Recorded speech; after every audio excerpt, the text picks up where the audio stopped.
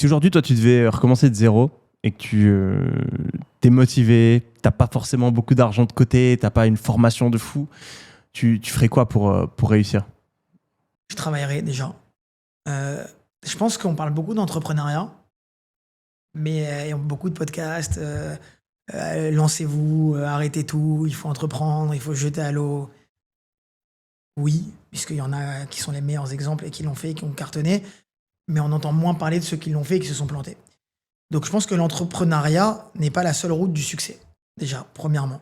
Je pense qu'il y a plein, en fonction des personnes, il y a plein de moyens d'arriver au succès. Donc déjà, je pense qu'il n'y a pas qu'un seul chemin et qu'il ne faut pas se dire du jour au lendemain, j'arrête tout. Deuxièmement, encore une fois, ce que je dis, c'est moi, je ne considère pas aujourd'hui être arrivé au bout de mon chemin et pouvoir me permettre tu vois, de donner des conseils. Je donne mon avis.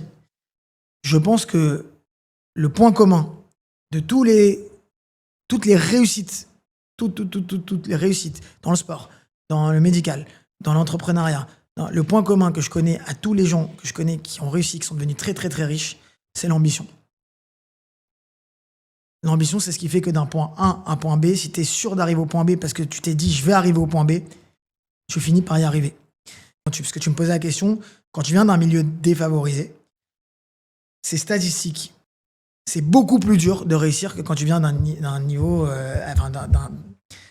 d'un milieu, pardon, avec de l'argent.